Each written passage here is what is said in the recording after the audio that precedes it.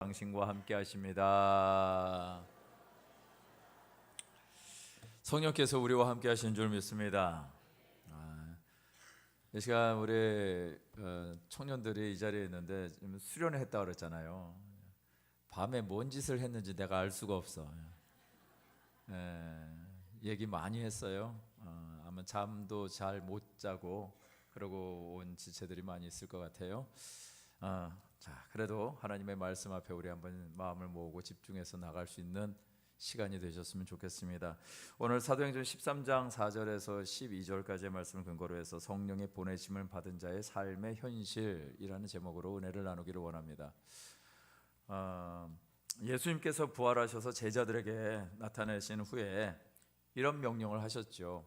사도행전 1장에 나오는 말씀인데요.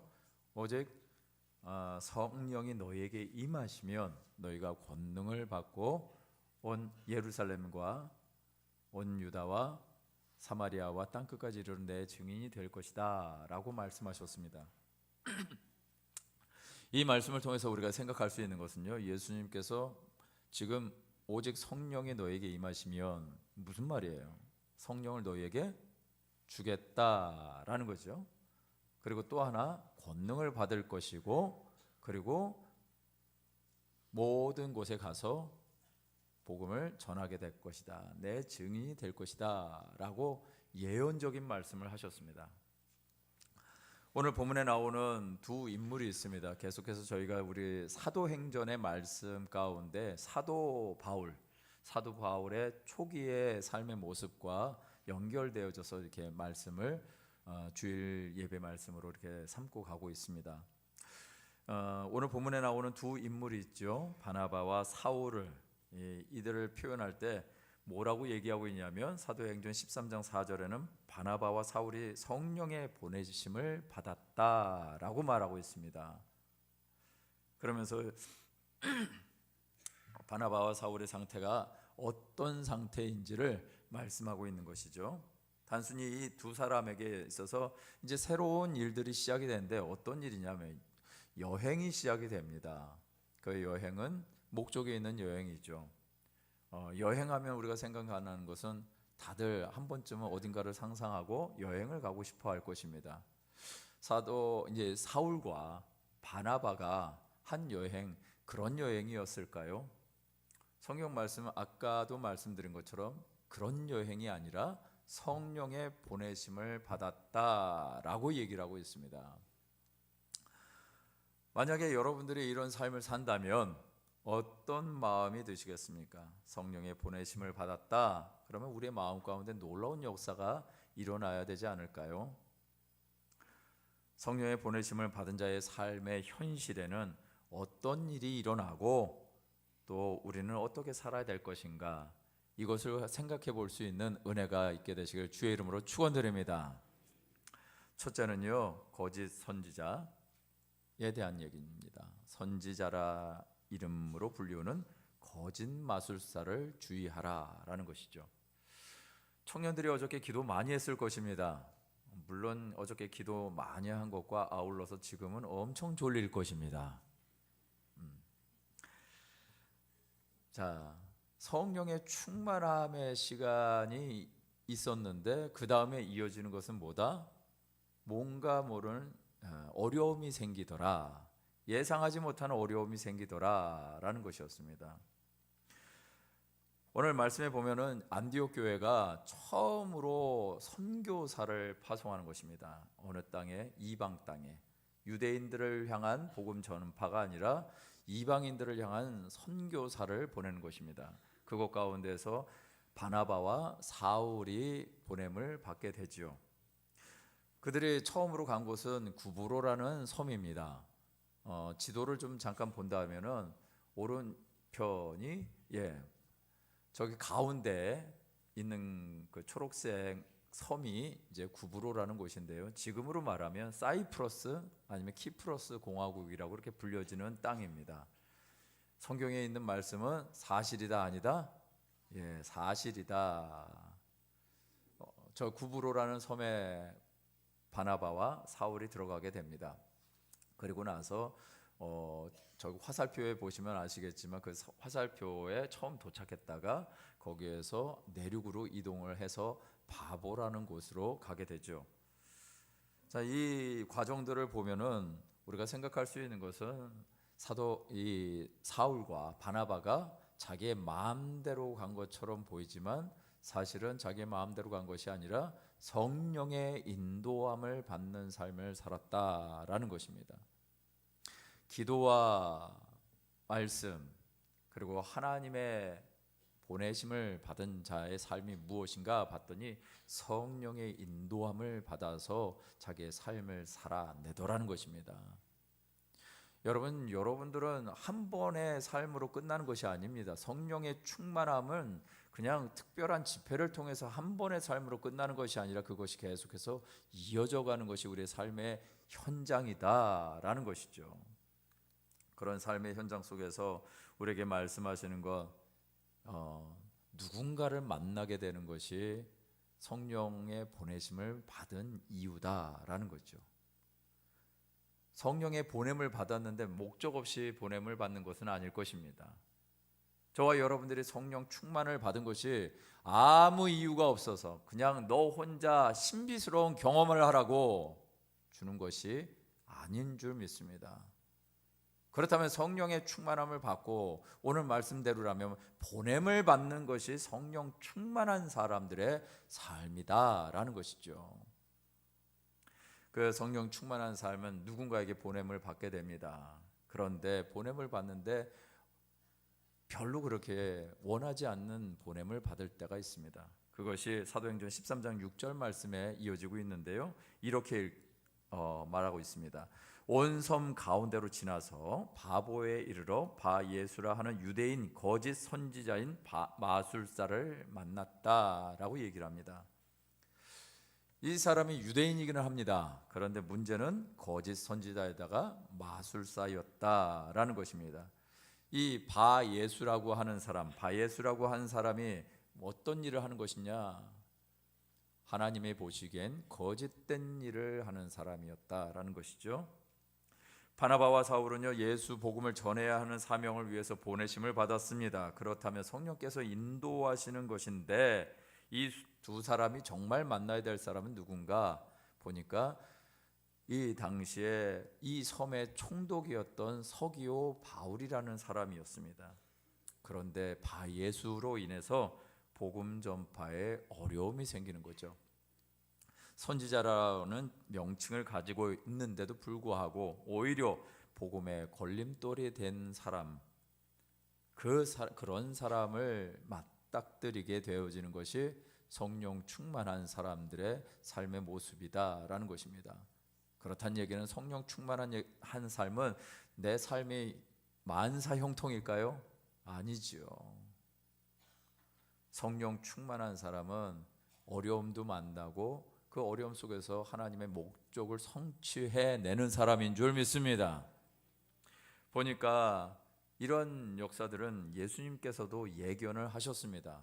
마태복음 24장 12절에 보니까 우리 청년들 때문에라도 같이 좀 읽어보십시다. 시작. 거짓 선지자가 많이 일어나 많은 사람을 미혹하겠으며, 예수님이 말씀하셨어요. 말세 어떤 일이 벌어질 것인가 봤더니 많은 사람들이 일어난답니다. 어떤 사람들이? 거짓 선지자들이 일어난다고.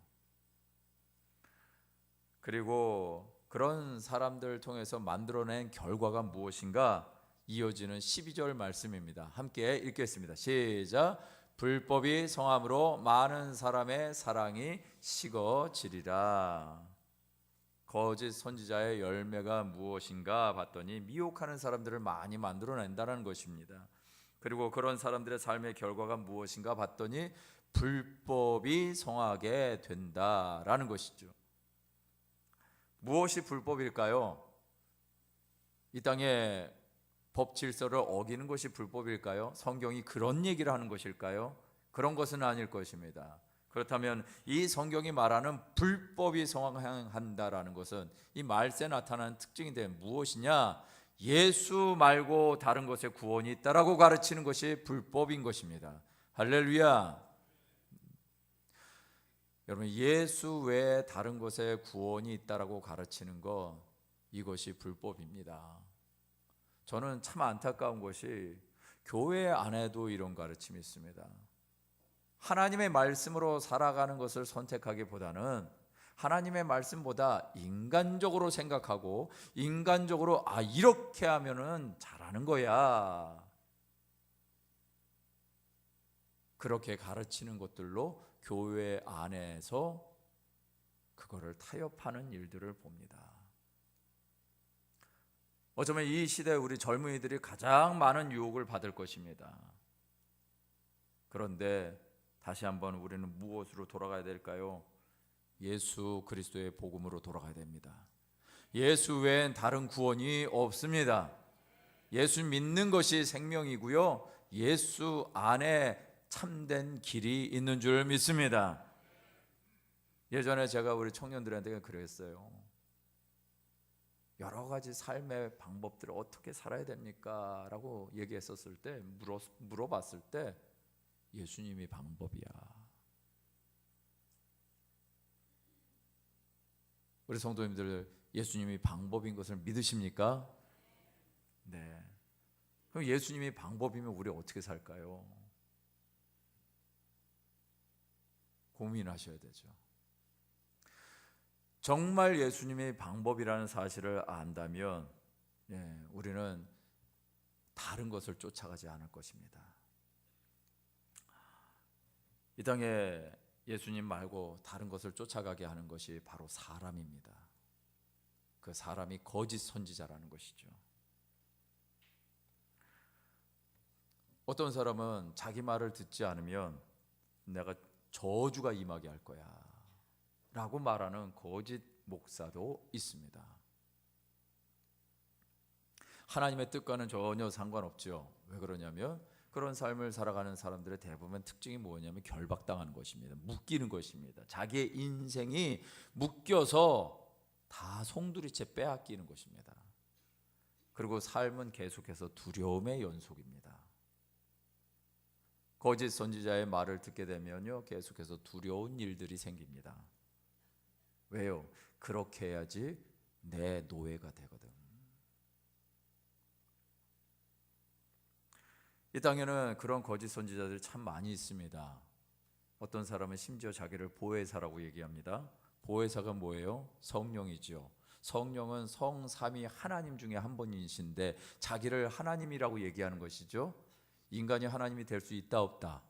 없습니다. 인간이 하나님이 절대로 될 수 없는 이유가 무엇일까요? 죄 문제가 해결이 안 되기 때문에 그렇습니다. 여러분, 이 땅에 있는 모든 인간은 죄를 갖고 있습니다. 그렇기 때문에 예수님이 오셨어야만 했습니다. 예수님이 오셔야만 한 이유가 바로 우리 모두의 죄 때문이라는 사실을 여러분들은 믿으십니까? 그렇다면 여러분들에게 참 죄로 말미암는 구원의 역사를 이루실 수 있는 참된 구원자는 예수님밖에 없습니다. 그런데 하물며 이 땅에 살아가는 인간이 엄청난 용감한 짓들을 해요. 그게 거짓 선지자들의 특징인데, 여러분, 예수님 말고 다른 이름으로 구원받을 만한 이름 주신 적이 있을까요? 없죠. 사도행전 4장 12절 말씀에 이렇게 말하고 있습니다. 함께 읽어보겠습니다. 시작. 다른 이로서는 구원을 받을 수 없나니 천하 사람 중에 구원받을 만한 다른 이름을 우리에게 주신 일이 없음이라 하였더라. 다른 이름을 주신 적이 있다 없다? 없다라고 성경 분명히 얘기하고 있습니다. 그런데 어떤 사람은 보혜사라고 얘기하고 어떤 사람은 자기가 재림한 예수랍니다. 더더군다나 우리나라는 하나님이 왜 이렇게 많은지 몰라요. 복을 많이 받았나 봐요. 자칭 하나님이라고 하는 사람들이 되게 많아요. 그 중에 한 사람이 있다면은 이 통일교회 교주도 그 중에 한 사람이지 않을까 싶습니다. 그런데 여러분, 이런 재림 예수가 이 땅에 등장했다라면은 이 세상이 이렇게 좀 평탄하게 갈까요? 아닐 것입니다.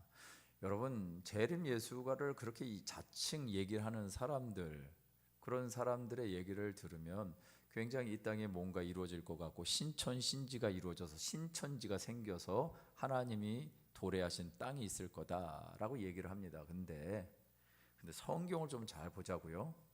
성경 말씀에 보면은 여러분 예수님이 재림하시면 어떤 일이 벌어질 것이라고 얘기하냐면 공중에서 성도들이 예수님을 보게 될 것이고 만나게 될 것이다 라고 얘기를 하고 있습니다.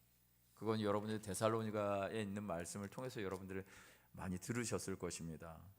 주께서 호령과 천사장의 소리와 하나님의 나팔 소리로 친히 하늘로부터 강림하시리니 그리스도 안에서 죽은 자들이 먼저 일어나고 죽은 자들이 일어나게 될 것이다. 그리고 또 살아있는 자들이 공중에서 주님을 영접하게 될 것이다 라고 17절에서도 말하고 있는데요. 더더군다나 살아있는 사람들, 경건한 성도들이 변하게 될 것이다. 어떤 변화요? 죽을 자들이 썩지 아니할 것으로 다시 살아난다라고 얘기하고 있습니다. 예수님이 오시면, 그리고 예수님이 오시면 모든 사람들이 볼 것이다. 그 말씀이 어디에 있냐면요, 여러분 계시록 사도 요한이 한 말씀, 사도 요한을 통해서 하나님 보여주신 계시가 계시록 1장 7절인데요. 이 말씀을 한번 같이 읽어보자고요. 앞에 있는 얘기입니다. 계시록 1장 7절 함께 읽겠습니다. 시작. 볼지어다 그가 구름을 타고 오시리라. 각 사람의 눈이 그를 보겠고 그를 찌른 자들도 볼 것이요 땅에 있는 모든 족속이 그로 말미암아 애곡하리니 그러하리라. 아멘. 오늘 말씀에 보니까 주님이 반드시 다시 오시는데 구름 타고 오신답니다. 저것 때문에 예수님이 손오공이 아니냐 그런 생각 하시면 안 됩니다. 표현이 그렇게 된 것뿐이죠. 그런데 각 사람의 눈에 보이는데 자기를 찌른 자도 볼 것이다. 그리고 땅에 있는 모든 족속이 애곡하고 그걸 또 보게 될 것이다 라고 말하고 있는 것입니다. 그것을 동시다발적으로. 그런데 한 지역에 있으면서 제한된 몸으로 자기 자신을 재림 메시아라고 얘기한다는 것 자체가 여러분들 이건 말이 안 되는 거죠. 성경으로도 말이 안 되는 것을 스스로가 그렇게 말이 되게끔 바꿔가는 것, 이것이 거짓 선지자들의 하는 행동입니다. 그런데 결정적으로 이런 주님의 오신 날에 어떤 일이 벌어지는가 봤더니 사도 베드로후서 3장 10절에서 13절까지의 말씀에 이렇게 표현하고 있습니다. 이 말씀도 함께 읽겠습니다. 시작. 그러나 주의 날이 도둑같이 오리니 그 날에는 하늘이 큰 소리로 떠나가겠고 물질이 뜨거운 불에 풀어지고 땅과 그 중에 있는 모든 일이 드러나리로다. 이 모든 것이 이렇게 풀어지리니 너희가 어떠한 사람이 되어야 마땅하냐? 거룩한 행실과 경건함으로 하나님의 날이 임하기를 바라보고 간절히 사모하라.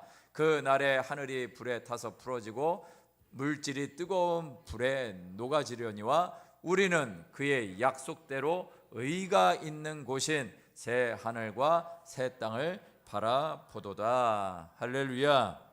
사도 바울, 사도 베드로, 사도 요한, 모든 사도들이 주님의 오실 날을 예언하고 있습니다.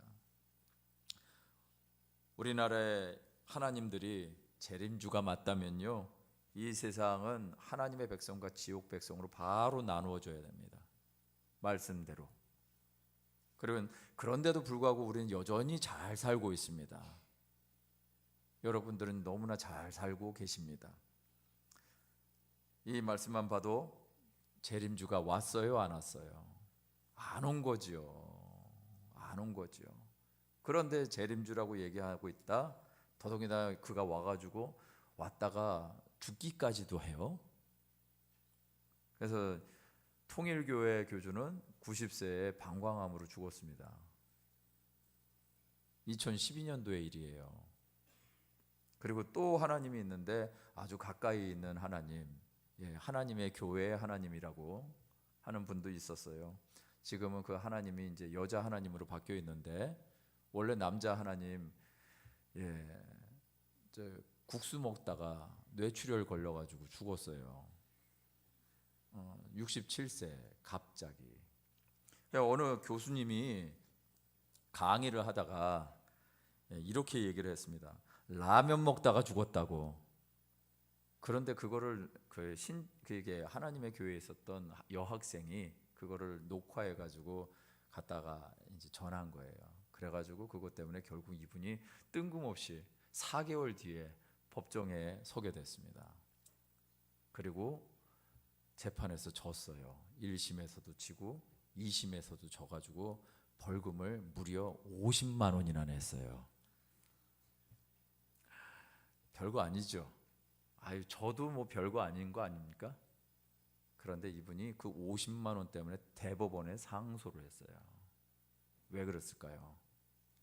50만 원이 내고 안 내고 문제가 아니라 내가 재판에 질 수가 없다는 거죠. 왜요? 거짓인데 이 말도 안 되는 짓거리를 하고 있는 자기네들이 말하는 신이 전능하다면 이런 일이 있을 수 있냐는 거죠. 이 거짓된 거, 허구한 것, 허무한 것을 믿고 있는 이 사람들에게 자기가 질 수가 없다라는 것입니다. 그래서 마침내 2년 만에 재판에서 이기게 됩니다. 여기도 메시아라고 저기도 재림 예수라고 말하면서 자기 왔다고 하는데 뭐가 그렇게 바쁘신지 빨리 가시더라는 거죠. 하나님의 수명이 그렇게 짧은지 몰랐습니다. 거짓된 사람을 선지자로 여기고 거짓된 사람의 가르침에 자기의 인생을 송두리째 빼앗겨 버리고 그래서 결국은 허망한 인생으로 끝나버리는 수많은 사람들을 보게 됩니다. 허망한 구원, 허망한 사랑에 빠져서요 이 땅에 살아가야 할 자기의 인생을 심지어 영원한 인생까지도 지옥에 도둑질 당하는 사람이 되는 것, 이것이야말로 얼마나 악독한 짓이겠습니까? 이런 자들이 하나님이 심판하실 수밖에 없는 것이죠. 그런 사람들이 불법의 사람들이고 거짓 선지자인 것이죠. 그리고 그 불법의 열매의 결과는요 무엇일까요? 아까 말씀에 나왔는데 사랑을 식게 만들더라라는 것입니다. 내 속에 사랑이 없다라는 생각이 드시면 여러분 우리는 영적인 경각심을 가져야 됩니다. 우리 주님으로 말미암는 사랑이 없다.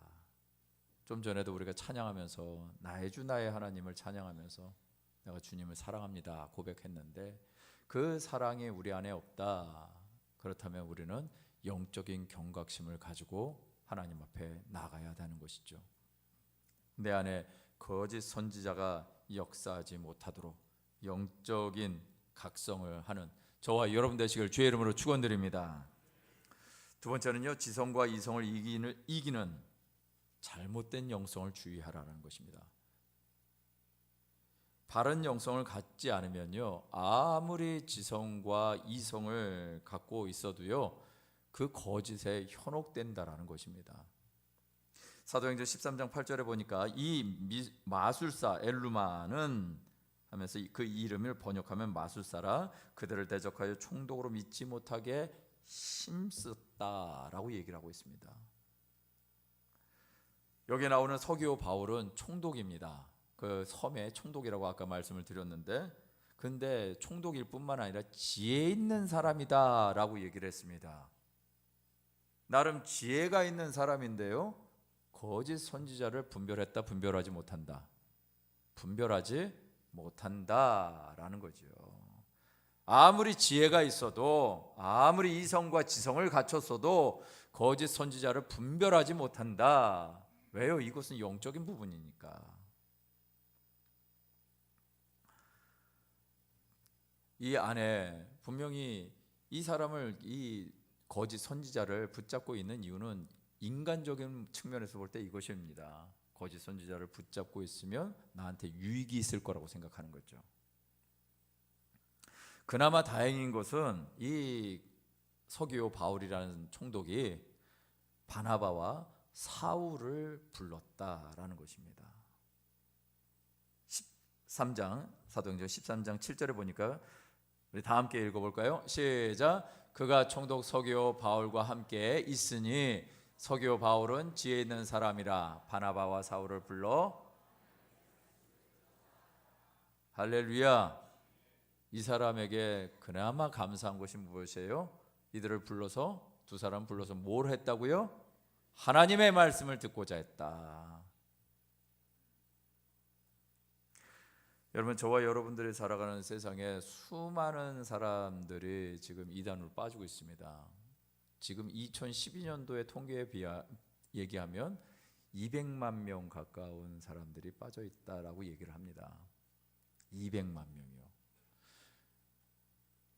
통계에 제가 언젠가 말씀을 드렸을 때 기독교 인구가 지금 우리 종교 인구 중에 제일 1등이다라고 얘기를 했었죠. 그 발표가 2015년도 12월에 나온 발표라고. 그래서 작년에 이 얘기를 했었습니다. 그때 1등이라고. 근데 900만 대로 해서 1등이었는데 거기에 누구도 포함이 됐을까요? 예, 이단들도 포함이 되어 있어요. 좋아할 일인가요? 좋아할 일이 아니죠. 심각한 일이죠. 900만 명, 1000만이라고 생각하십시다. 1000만 중에 200만 명이, 그러니까 교인 5명 중에 한 사람이 이단에 빠져 있다라는 것을 우리는 기억을 해야 됩니다. 이 땅에 우리 젊은이들 영혼 잘 간수할 수 있을까요? 내 삶을 잘 간수할 수 있을까요? 이단들이 한번 여러분들을 찾아오면 여러분들은 홀라당 넘어갈 겁니다. 왜냐하면 그들이 가르치는 것이 굉장히 잘 시스템화되어 있고요. 얼마나 집요한지 몰라요. 그리고 얼마나 친절한지 몰라. 얼마나 한 사람을 품으면 잘 대해주는지 몰라요. 제가 아는 사람들도 잘 대해줘서 넘어간 사람들이 많아요. 그런데 그들이 갖고 있는 가장 중요한 것은 이 교리, 그들이 갖고 있는 교리가 강력해요. 그들이 갖고 있는 교리가 왜 강력하냐면 사이비 이단 교리입니다. 그런데 처음엔 너무 좋아 보이거든. 내가 알고 싶었던 궁금증을 다 해결해 주는 것 같거든. 그런데 그렇게 가다가 결국은 마지막에 가서 누구로 바뀌어요? 그 교주로 바뀌어 버리는 겁니다. 근데 그때 되면 나오지도 못하는 거예요, 스스로. 여러분, 이런 데 빠진 사람들이 우리보다 못나서, 우리보다 못 배워서, 우리보다 성경적인 지식이 없어서 빠졌을까요? 그렇게 생각하신다면 여러분 큰 착각입니다. 성경을 어중간하게 알거나요, 평범한 기독교인이라면 실제적으로 그들과 만나가지고 대화를 하고 논쟁했을 때 거의 나가 떨어진다는 겁니다. 이단에 넘어가는 성도들이 있는 이유를 종합해 보면요, 결론적으로 이것입니다.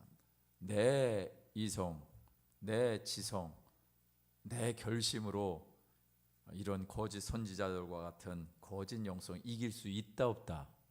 없다라는 겁니다. 없다라고. 서기오 바울 총독이었습니다. 로마의 총독이었습니다. 지혜 있는 사람이었습니다. 그러나 영적인 것은 다른 거예요. 미혹하는 영을 만나면요, 서기오 바울도 소용이 없는 겁니다.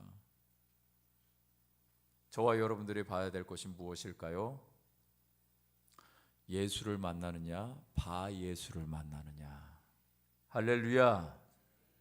여러분들은 누구를 만나고 계십니까? 예수를 만나고 계시는 줄 믿습니다. 저와 여러분들의 삶에 진짜 만나야 될 예수, 그 예수를 제대로 만나지 못하면 우리는 바 예수를 만나고 미혹돼서 살아가게 될 것입니다.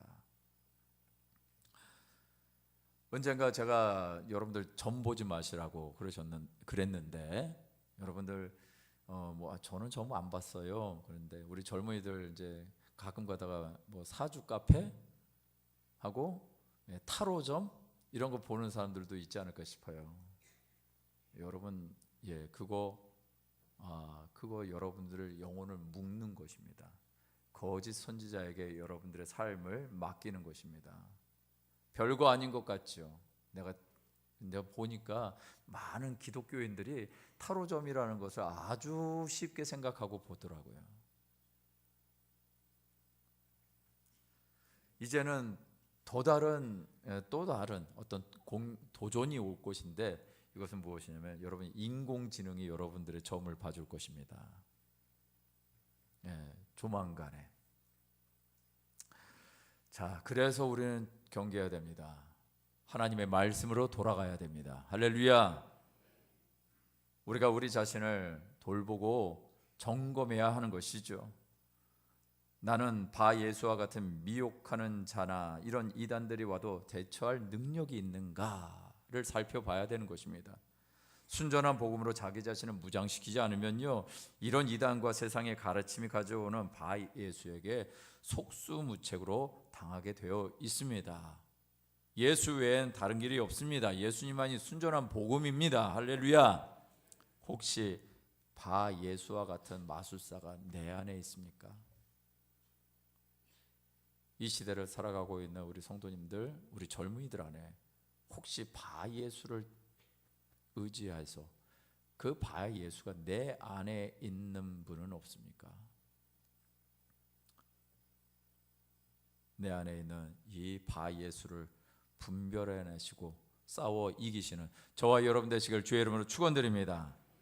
세 번째는요, 사울이 성령이 충만하여 외치는 말의 권세를 가지라는 것입니다.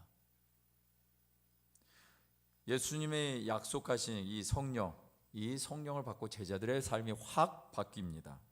사울의 삶도 예외는 아니죠. 사울의 삶을 주목해 보니까 달라지는 것이 있는데, 무엇이 달라지냐면 보는 것이 달라지고 말하는 것이 달라지더라는 것입니다. 그것을 어떻게 알 수 있는가? 사도행전 13장 9절에서 10절 말씀 우리 함께 읽겠습니다. 시작. 바울이라고 하는 사울이 성령이 충만하여 그를 주목하고 이르되, 모든 거짓과 악행이 가득한 자요, 마귀의 자식이요, 모든 의의 원수요, 주의 바른 길을 굽게 하기를 그치지 아니하겠느냐. 바울이 지금 말하고 있는 것입니다. 근데 그 바울이 뭔가를 말하기 전에 성경 말씀을 보니까 성령이 충만하여 그를 주목했다라고 얘기를 하고 있습니다. 순전한 복음이 아닌 것을 분별할 수 있는 능력이 무엇으로 말미암아 된다고요? 성령이 충만한 자에게 볼 수 있는 안목이 생기더라라는 것입니다. 사울이 그를 주목해서 봤습니다. 그리고 사울이 충만해서 거짓을 구분하고 성령이 충만해야 나의 삶이 온전한 길을 걸어가게 되는 것을 제시하고 있는 것이죠. 우리가 명심해야 될 건, 이 성령의 충만함이 한순간으로 끝난 것이 아니라고 말씀을 드렸습니다.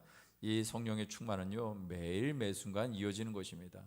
우리 청년들이 어저께 은혜를 받고 기도의 시간에 있었다고 해서 성령 충만이 아니고, 그것으로 끝나는 것이 아니고, 성령의 보내심을 받은 자로 우리가 어떻게 살아가는가, 동일하게 성령 충만은 계속해서 이어지더라는 것입니다.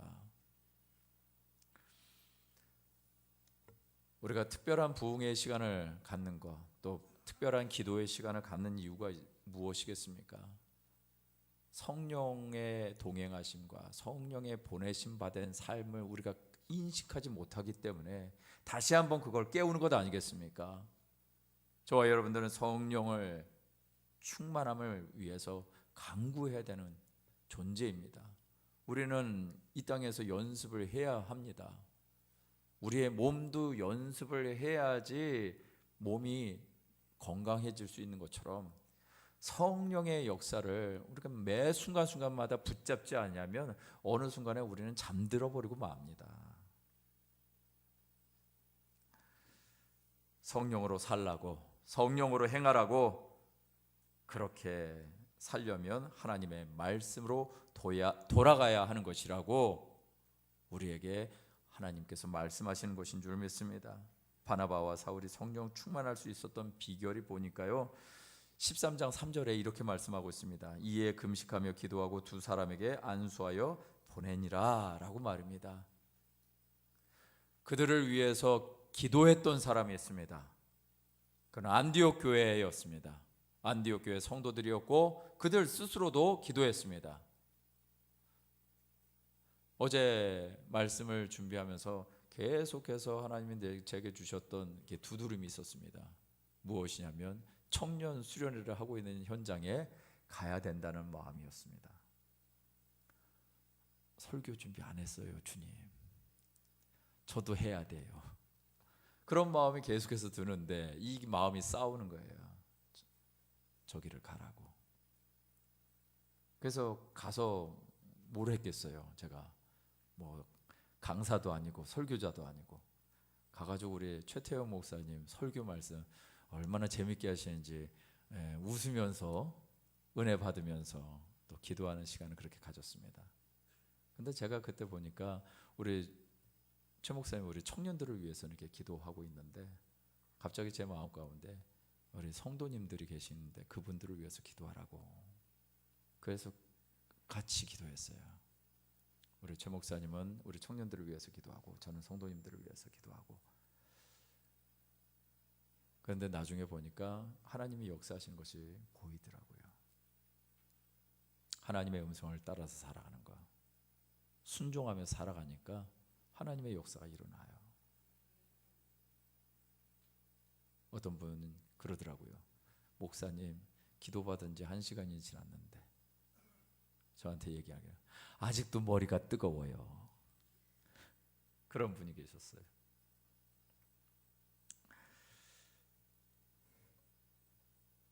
왜 이런 일을 할 수 있을까요? 하나님이 내 안에서 역사하신다라는 걸 확신하니까. 저와 여러분들의 삶 가운데 그런 확신이 있으면은 못할 일이 무엇이 있겠습니까? 사도 바울이 오늘 말씀해 보니까 엄청난 얘기를 하죠. 바예수를 향해서 하나님의 심판을, 하나님의 징계를 쏟아붓습니다. 징계라고 말씀드렸습니다. 그 사람 죽이자는 얘기 아니에요. 어떤 거예요? 이 막 언제까지 이런 불의한 짓을 하겠느냐? 하나님의 손이, 주님의 손이 너 위에 있다. 네가 잠시 동안 눈이 멀게 될 것이다. 이런 얘기를 하는데 진짜 실제로 일어나 버린 겁니다.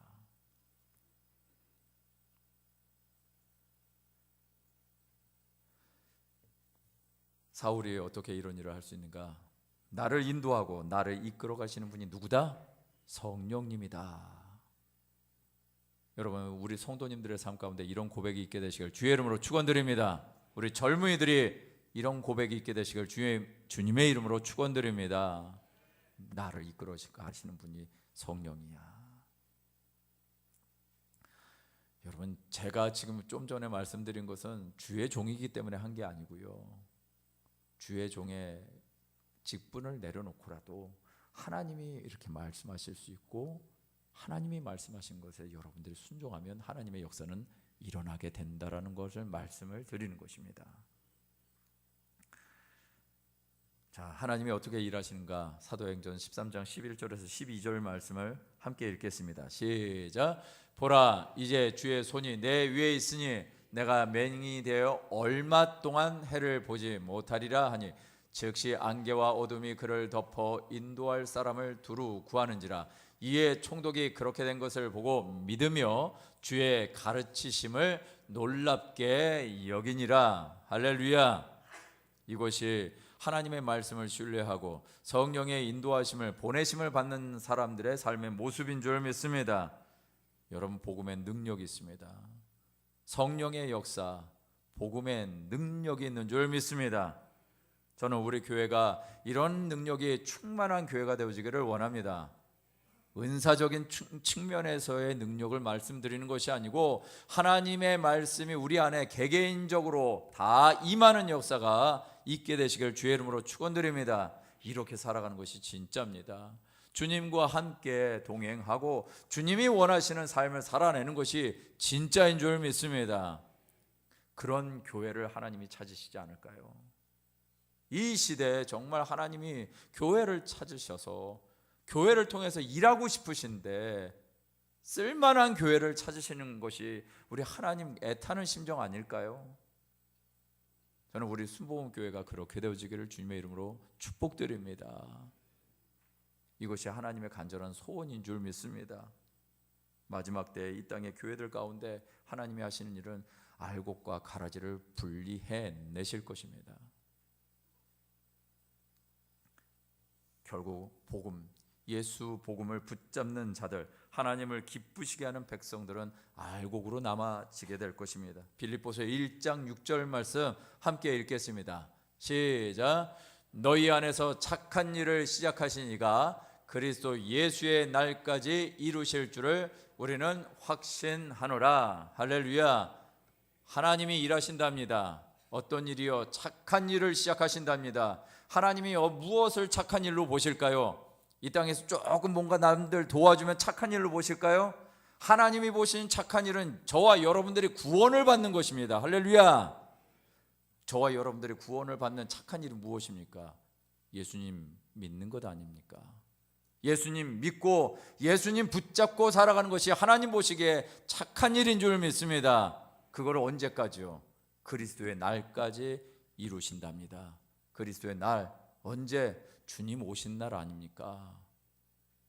그렇다는 얘기는 주님 오신 날은 공상과학 얘기 같은 얘기도 아니고 환타지도 아니라 실제로 이루어지는 날, 그 날이 저와 여러분들에게 임한다라는 것 아니겠습니까?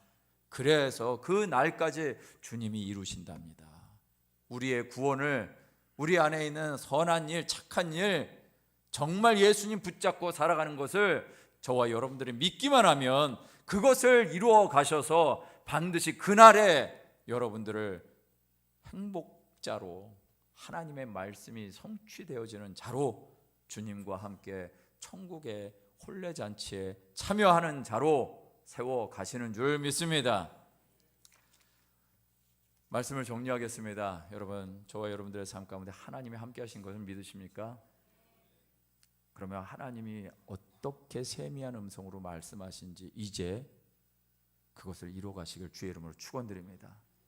한 주 동안 아무런 일 없었다. 여러분, 불가능합니다. 하나님이 여러분들의 말씀하시는데 여러분들은 아무런 일이 없었다? 예, 불가능합니다. 저는 얼마 전에 제가 공부하는 어떤 공동체가 있는데 그 공동체에 이제 여행을 가야만 했었던, 의무적으로 가야만 했었던 일이 있었습니다. 근데 저 때문에 어그러졌어요. 제가 못 간다 그래가지고. 그랬더니 다들 안 간다고 그래가지고 그 일을 무산시켰다가 회장님이 이제 마음이 동동동 거리는 거죠. 이 진행을 해야 되는데 나서지를 않고 있으니까 결국은 제가 나서게 됐습니다. 그래서 조치를 취한 것이 이제 부산에 있는 우리 동기 목사님 한 분이 담임 목사님으로 취임하셨다고 그래가지고 축하도 할 겸 그곳으로 가서 이걸 여행을 대체하는 것으로 하면 좋겠다 해서 진행을 했었습니다. 하다 보니까 계속해서 하나님 마음을 주시는 거예요. 뭔 마음을 주시면 너기 거기까지 가는데 거기 말고 이쪽도 가면 어떠니? 그런 마음을 주신 거예요. 그 이쪽은 무엇이냐? 목포입니다. 부산에 내려갔으면 목포도 한번 가면 어떠니? 그 마음을 주시더라고요. 그래서 아니 부산 KTX 타고 다니면 요즘에 2시간 40분이면 내려가던데 왕복하면은 5시간이면은 왕복하는 것 아니겠습니까? 그런데 목포로 가려면은 이게 이제 복잡해지는 거죠. 그래서 결국은 제 차를 끌고 내려갔습니다. 그리고 목포를 가는데 부산에 갔다가 일정 다 마치고 목포를 남해고속도로를 타고 가는데 막 기도가 나오는 겁니다. 방언 기도가 나오는 거예요. 그래서 왜 이렇게 갑자기 방언 기도를 내가 해야 되는지는 모르지만 하나님이 주신 거니까 그냥 하겠습니다 하고 계속 기도했습니다. 3시간 반 동안 남해고속도로를 달리는데 방언 기도를 한 1시간 반 정도로 한 것 같습니다. 그리고 나서 새벽에 일어나서 차 안에서 계속 또 기도가 나오는 거예요. 그러고 나서 이제 간 곳이 병원이었습니다. 우리 성도님 어머님이 갑작스럽게 폐암 말기 판정을 받았습니다. 근데 이분이 86세신데 독실한 불교 신자예요. 왜 기도했는지 아시겠죠? 그러고 나서 주님, 저 만나러 갑니다. 갔습니다. 대화 30분 정도 했는데 그분이 결국은 영접 기도를 하시고 말았습니다. 할렐루야. 남의 구원은 별로 기쁘지 않죠. 내 구원만 기뻐. 그분이 진짜 그렇게 한다는 것은 거의 어려운 일이었습니다. 왜? 누군가는 전도 안 했겠습니까? 사랑하는 가족들이 전도 안 했겠습니까? 그때까지도 병상에 있는 순간에도 전도 안 했겠습니까? 네, 하나님이 마음을 주셔서 그냥 순종하게 하시고 그 먼 길을 진짜 그것 때문에 이 대한민국 한 바퀴를 뺑 돌았는데요. 무엇 때문에? 그냥 하나님이 인도해 주셔서. 하나님의 관심은 어디에 있어요? 영혼 구원, 성령의 보내심을 받는 삶. 저와 여러분들을 통해서 그 일을 이루시라고 먼저 구원해내신 것 아니겠습니까? 그런 여러분들의 삶에 하나님의 음성이 없다? 이것은 불가능한 거죠. 오늘 저와 여러분들의 기도해야 될 것이 바로 이것입니다. 성찬을 해야 되는 이유도 바로 이것입니다. 저와 여러분들이 성참을 해야 되는 이유는 주님 내 안에 사셔서 계신다면 주님의 음성이 들려지는 세미한 음성을 듣고 이제 내 삶의 자리에서 살아내기를 원합니다. 이거 고백할 수 있는 성찬식이 되길 주님의 이름으로 축원드립니다. 이 시간 우리 함께 성찬을 위해서 준비하며 나가실 때, 기도하실 때 주님 이 삶을 이룰 수 있도록 제게 말씀해 주시는 성찬이 되게 해 주십시오. 주여 한번 부르시면 통성으로 기도합니다. 주기를 바랍니다. 제가 여러분들을 위해서 기도합니다. 살아계신 하나님은 어제나 오늘이나 동일하시고 앞으로도 살아 역사하시는 하나님이신 줄 믿습니다. 오늘 이 예배의 자리에 계신 하나님, 특별히 하나님의 음성이 들려지기를 원합니다. 바나바와 사울을 보내실 때 성령의 충만함으로, 성령의 보내심으로 말미암아 하나님이 원하시는 곳으로 인도해 내셨습니다. 우리 또한 예수 그리스도를 믿는다라는 건 우리의 힘으로 불가능한 것이기에 성령께서 우리 한 사람 한 사람을 이끌어 내셔서 교회로 인도하셨고 예수를 주라 고백하게 하셨습니다. 그렇다면 이제 성령의 보내심을 받는 삶이 무엇인지를 알아가는 우리 모두가 되어지기를 원합니다. 우리 안에 그렇게 행하시기를 원하시는데 우리 스스로가 그것을 방해하고 막고 있다면 바 예수와 같은 일들로 인하여 원수 마귀의 그 회방과 방해로 인하여 우리의 삶에 하나님의 음성을 듣는 것을 막고 있다면 오늘 이 순간 그 역사가 끊어지기를 원합니다. 성령의 역사가 일어나서 우리 안에 있는 비진리 거짓된 바 예수가 쫓겨나가고 오직 순전한 복음 대신 예수 그리스도의 삶이 우리 안에 드러날 수 있도록 역사해 주시옵소서. 우리 성도님들의 삶을 축복하여 주셔서 매 순간순간마다 주님께서 함께하기를 원하시는 그 애타는 주님의 부르짖음에 우리가 믿음으로 반응하게 하여 주시옵시고 이제 세미한 음성을 듣고 주를 향해 나아가는 진정 성령의 보내심을 받은 자다운 삶을 살아내는 우리 모두가 되게 하여 주시옵소서. 오늘도 하나님의 능력이 우리의 삶 가운데 임하기를 원합니다.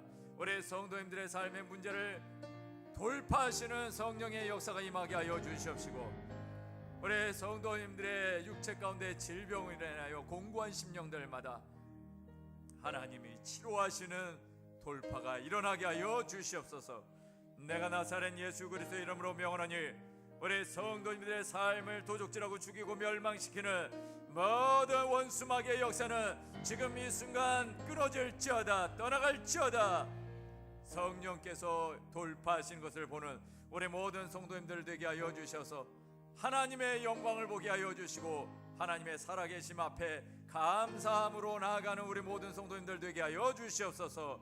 오늘 우리의 예배를 받으시는 살아계신 예수님의 이름으로 기도합니다. 아멘.